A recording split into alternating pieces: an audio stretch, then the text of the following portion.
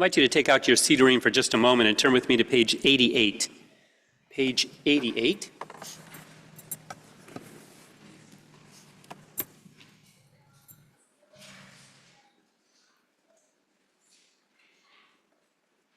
Skim down the line and find the verse that starts with mem,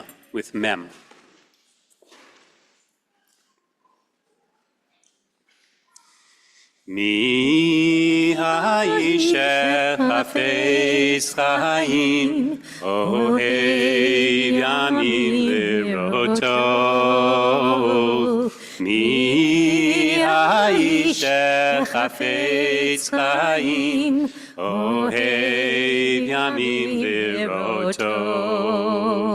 Netzur l'shon chameira, Usfatecha medaber mirma sur meira asetov bakei shalom berod fehu.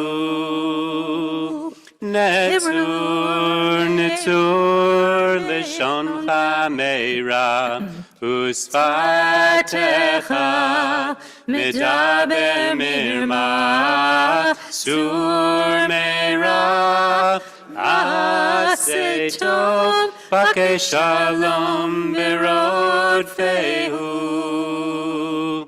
Bakei shalom berod fehu. You put your Siddurim away. Who is the person who desires life? Chafetz chaim. One who guards their tongue from lashon hara, from speaking gossip. In its narrowest sense, lashon hara means speaking gossip, but we might understand this verse from Psalms more broadly. Who is it that desires life? One who avoids evil speech and instead speaks lashon hatov, who speaks with kindness, with thoughtfulness, one who offers compliments and expresses gratitude. I might go a step further and says, who is it that desires life? One who is committed to a righteous ethic of speech. Chafetz Chaim means one who desires life. It's also the pen name of the early 20th century Russian Rabbi Yisrael Meir HaKogen HaKohen, who wrote a book called Shmirat HaLashon. It's the classic work on this topic of lashon hara. The book opens with a warning about the dangers of evil speech, teaching the descent of Israel down to Egypt stemmed from lashon hara. You see, when Joseph spoke an evil report to his brother, about his brothers to his father Jacob, you'll remember what happened. The brothers were upset by Jacob's lashon hara. They conspired against him. They sold him to traders who brought him down to Egypt. Jacob's family eventually followed and were enslaved to Pharaoh. In other words, our ancestors became slaves for 200 years, and we have to eat matzah for a whole week, and it all started with lashon hara. I've been thinking a lot about lashon hara and the ethics of speech recently, as I try to make sense of today's conversations about First Amendment rights. The topic came up this past week at the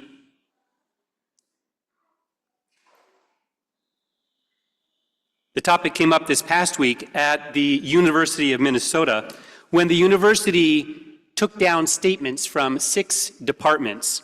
The university said that these statements violated a new policy that forbids making statements about matters of public concern on official university websites. The faculty cried censorship. A few weeks earlier, following the arrest of Columbia University student protester Mohammed Khalil, again there was an outcry that the university is denying Khalil his First Amendment rights. As a reminder, Khalil did more than just lead chants of down, down with occupation, up, up with liberation. He openly supported Hamas's call for violence and armed resistance by any means. And he accompanied his words and marches with trespassing, vandalism, intimidation, and the hostile takeover of buildings that obstructed campus operations. We should not valorize the university departments or Khalil as free speech heroes, nor should we compromise over the need for Jewish students to feel safe on campus. And while appreciative of the administration's efforts to push universities who have been too slow or unable to address anti-Semitism on campus, we should be wary of an approach that punishes universities financially and that compromise our basic rights in the name of protecting us as Jews. In the words of the Anti-Defamation League, we can hold perpetrators of unlawful anti-Semitism accountable while maintaining our commitment to the Constitution. No one should minimize the hateful, violent acts committed against Jewish students. But if we sacrifice our constitutional freedoms in the pursuit of security, we undermine the very foundation of the diverse, pluralistic society we seek to defend. I'll just add that it'll be especially bad for Jews because you know who will be blamed: Israelis and Jews. These are complex issues, so we need to understand and be grounded in our core principles and beliefs. Now, far be it from me, especially with the judge sitting in the third row, to speak about constitutional law. But as this national debate continues, and as we prepare to sit around our Seder tables with relatives who, by the fourth cup of wine, might start to spout ideas you find distasteful, this is a good time to remind ourselves of the Jewish ethics of speech. To cut to the chase, there is no such thing as freedom of speech in the Torah. As Americans and as Jews, we cherish and value this right, but we must acknowledge that Judaism starts from a different place. Comparing the ethics of speech in American and Jewish law is a bit like comparing apples and oranges. In America, freedom of speech is mostly about individual liberty and protecting the individual from government control. In Judaism, the rules of speech are mostly about human virtue and ethical attainment. It's more concerned with promoting righteous living than with celebrating the rights of the individual. This reflects a larger operative principle. In America, we tend to focus on rights. Judaism tends to focus on responsibility. The Torah makes it clear that certain forms of speech are prohibited: cursing your parents, cursing God or a judge, spreading slander. Cursing the deaf is prohibited even though they can't hear it. Other forms of lashon hara are also to be avoided: speaking lewdly, immodestly, exaggerating, speaking with a potty mouth, being a loudmouth. There's one additional form of lashon hara over which I'd like to pause today because I believe that it's particularly relevant to us. We're all familiar with the Torah's famous prohibition against oppressing the stranger because you were strangers in a strange land. Not only is it forbidden to oppress them physically, as in Egypt, or financially, the rabbis expand the category to include oppressing them with words, ona'at divarim. And the rabbis give perhaps surprising example. They say we should not oppress a person by calling them a cruel nickname. In fact, the Talmud teaches that one who calls another a cruel nickname goes so far down to hell they're never going to come back up. Kol hayordim legehenom olim chutz mehamikane shemra lechavero.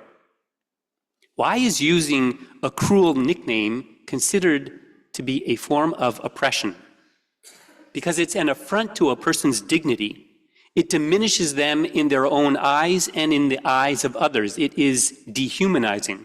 And when we apply it to a group of people, it makes them into an other that can indeed lead to oppression. Now, the Talmud speaks about cruel nicknames, But I believe that the lesson is not just for kids on the playground. I think there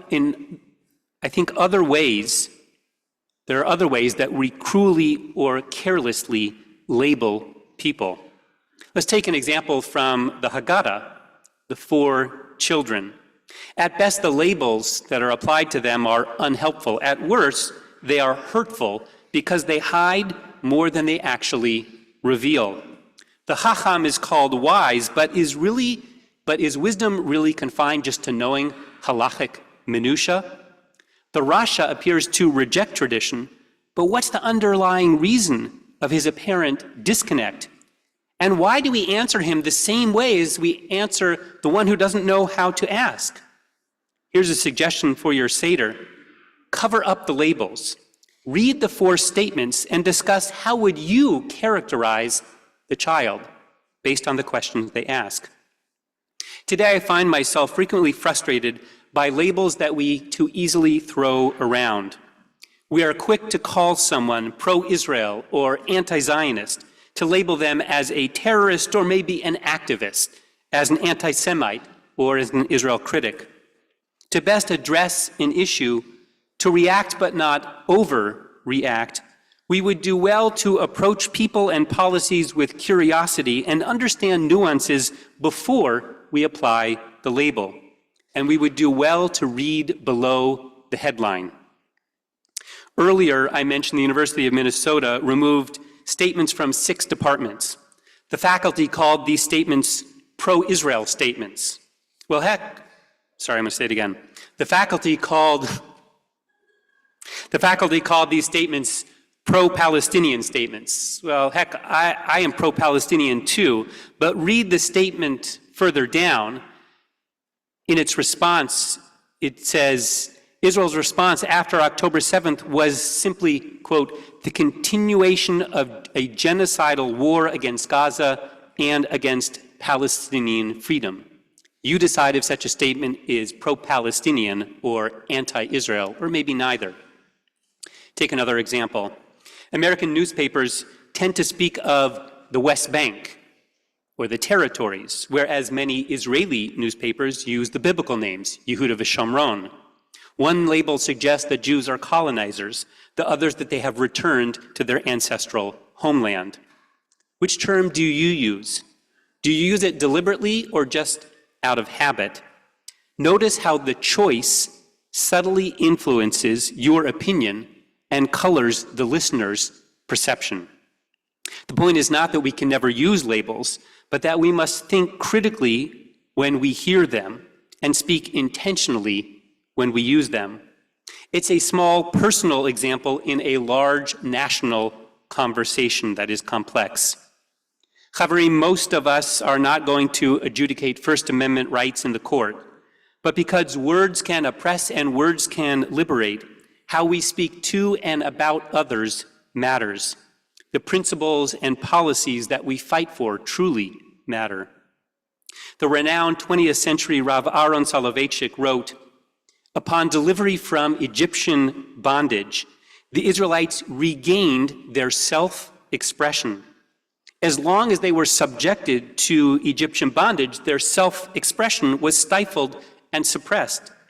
But at the moment of the Exodus, the Israelites regained their speech. Slaves, he concluded, cannot express or assert themselves properly. Only the free man is capable of doing so. Pesach teaches that to be free is to be capable of and permitted to express oneself. That freedom must be guarded and cherished and kept in check so that our free expression does not impinge on the rights and the freedoms of others, does not dehumanize or oppress others. The rabbis teach that the name Pesach comes from Pesach, the mouth that speaks. At the Seder, you see, the mouth doesn't just eat, it speaks. Indeed, there is a time to speak and a time to be silent. Throughout the year, God entrusts us to know when and how to speak and holds us accountable for what we say.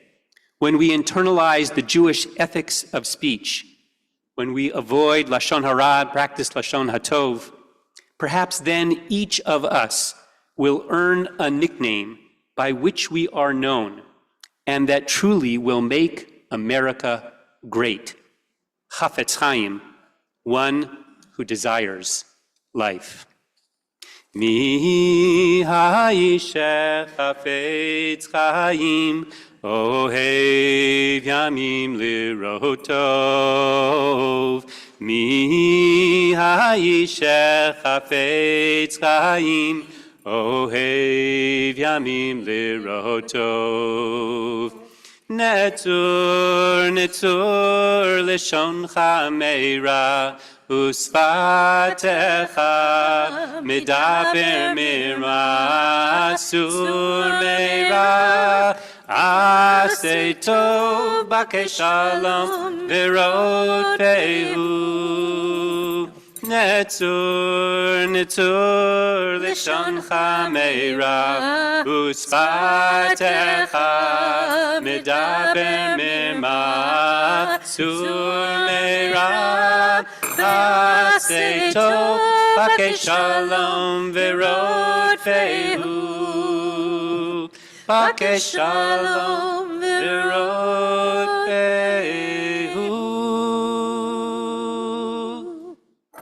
Page 155.